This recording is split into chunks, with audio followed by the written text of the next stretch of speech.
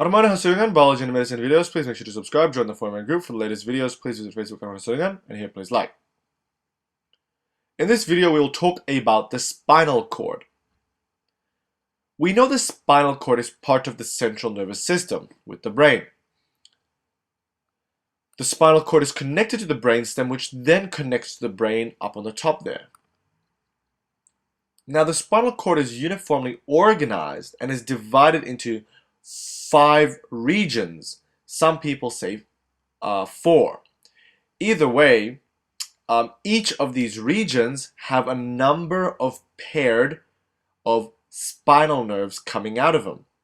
So what I mean by this is, for example, the first region of the spinal cord is known as the cervical region, and this has 8 pairs of spinal nerves coming out. So these red things, there are spinal nerves coming out, 8 pairs. The thoracic region has 12 pairs of spinal nerves. The lumbar region has 5 pairs of spinal nerves. The sacral region also has 5 pairs of spinal nerves. And there's another region where we have 1 pair of spinal nerves. These nerves are known as the coccygeal nerves because they're sort of close to the cox spine of the spine. So if we do our awesome mathematics, we can see that we have 31 pairs of spinal nerves, which equates to 62 spinal nerves. So each of these regions of the spinal cord, each of these 5 regions of the spinal cord are actually different in shape. So if we were to take a cross section of the cervical region here, it would look something like this. But before we continue on, the person I draw on the right, we are looking at him from a posterior view. We're looking at his spinal cord from a posterior view, from the back. But the cross sections of the spinal cord I am drawing, we're looking at it from an anterior view. So please know that the cross sections I'm drawing of the spinal cord now, we're looking at it from an anterior view. So anyway, this is what a cervical region of the spinal cord would look like. And here we have a pair of spinal nerves attaching to this spinal cord. The spinal nerve consists of a ventral root, the front root, and a dorsal root, the back root, which connects to the spinal cord. The spinal cord itself consists of a gray matter in the middle and white matter surrounding it. The hole in the center is known as the central canal, which contains cerebrospinal fluid, which helps in nourishing the nervous tissue. And we should know what the gray and white matter is because that was taught in the previous neurology videos. Now, if we were to compare the cervical region of the spinal cord to the thoracic region of the spinal cord, the thoracic region would look much rounder in shape. And remember, we're looking at it from an anterior view. And the lumbar region, on the other hand, looks a bit like more of a pyramid shape. Not only that, but the lumbar region of the spinal cord has a much thicker gray matter compared to the other regions. So as you can see, the regions of the spinal cord are all different in shape and all have different thickness of the gray matter, for example. But all of these regions contain spinal nerves. So let's just learn a bit more about the spinal nerves and about its anatomy. The spinal nerves, which connect to the spinal cord, is part of the peripheral nervous system, you can say, because it carries information between the central nervous system and the periphery, because it brings information to the central nervous system, to the spinal cord, and also takes information from the central nervous system, from the spinal cord.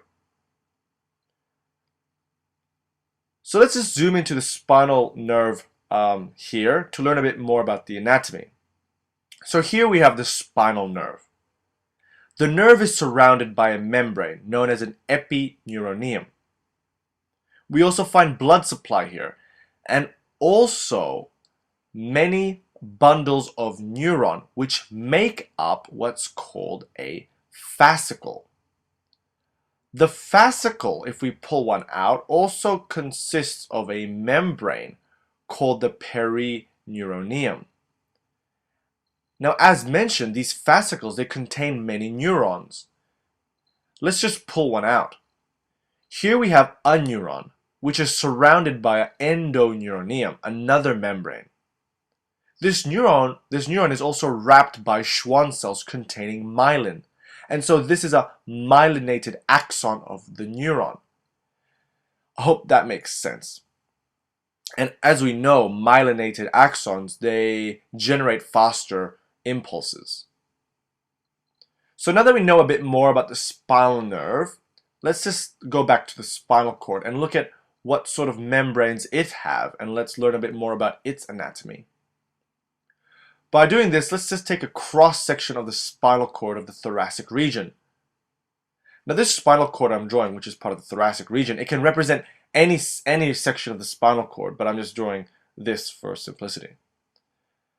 Because the spinal cord is so important and it's part of the central nervous system, it of course has to have some form of protection, some form of barrier, and it does. It has 3 layers of protection. From the most inner membrane, it has the pia mater, then it has the arachnoid membrane, then it has the dura mater. And these 3 make up what's known as the meninges, which serve as a protective barrier of the central nervous system against harmful things. The central canal, which also contains the cerebrospinal fluid, also is a form of protection for the spinal cord, as the cerebrospinal fluid also acts like a shock absorber in the central nervous system. Now back to the spinal cord section.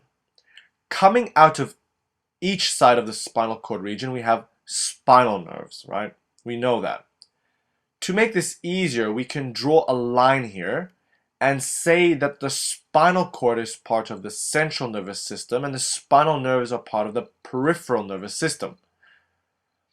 The spinal nerve that is part of the peripheral nervous system consists of a ventral root, the front root, and a dorsal root, the back root. But both are connected to the spinal cord and both also join up with each other to form a big spinal nerve. The dorsal root contains also a dorsal ganglion. We can also have another ganglion here, which we will discuss about later on. Ganglion is basically a location where synapses can occur and also where cell bodies are located. It's basically bundles of neurons. But anyway, the dorsal root of the spinal nerve is always for sensory neurons, and these are where sensory neurons are. So sensory neurons bring in sensory information to the spinal cord via the dorsal root here.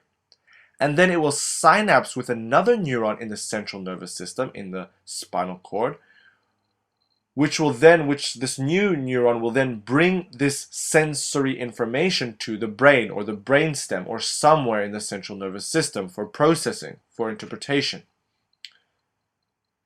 So what I mean is that all sensory neurons from the periphery, such as this sensory neuron I am drawing with myelin wrapping around it, this will receive some form of sensory stimulation, be it touch, pain, pressure, or whatnot.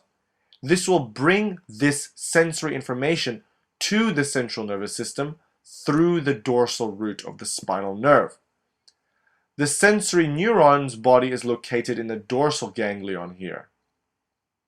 Then the sensory neuron will pass on the information to the second neuron.